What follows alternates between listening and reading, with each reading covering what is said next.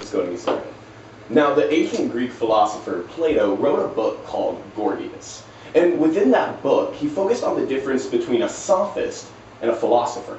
He talked about how sophists were people who gave the people what they wanted.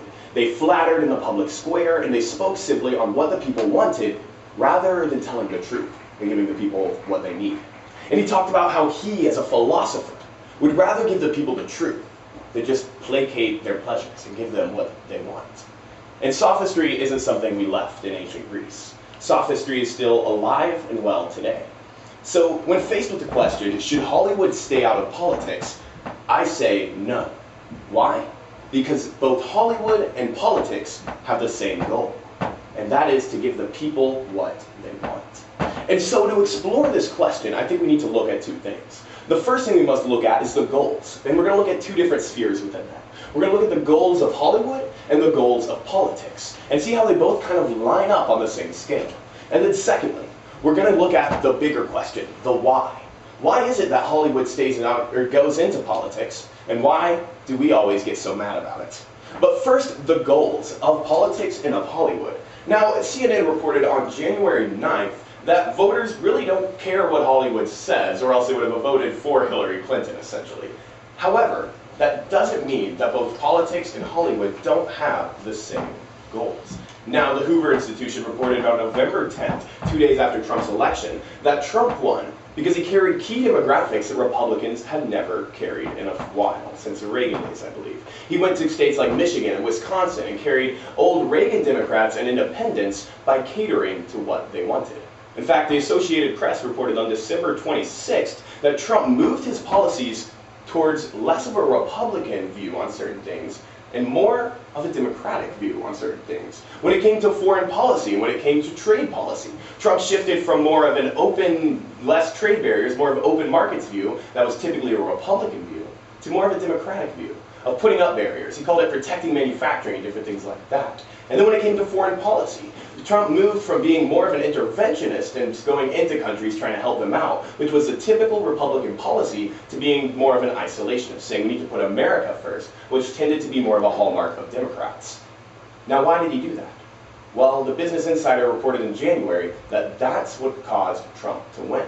He was able to carry those demographics that Republicans hadn't won in years because he didn't follow the Republican philosophy. Instead, he gave the people what they wanted. He knew he would have to win those demographics. He'd have to win the factory workers in Michigan, the union workers in Wisconsin.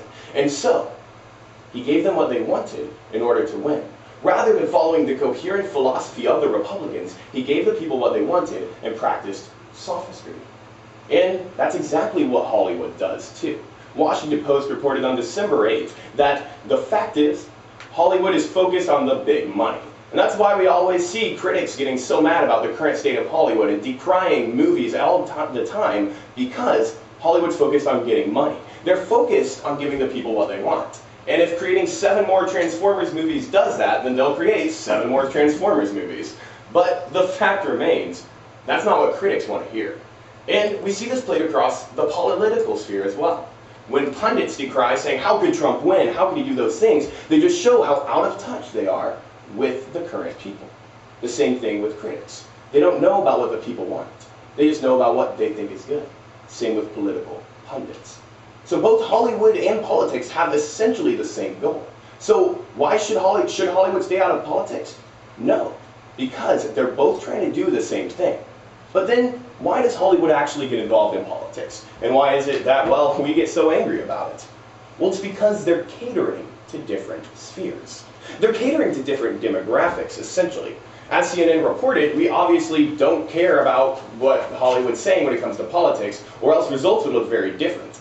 And Politico expounded upon this on December 27th, when they talked about how Donald Trump wasn't elected because he was the head of the Celebrity Apprentice. That may have given him some name value, sure, it pushed him forward a little bit in the primaries, but that wasn't why he was elected.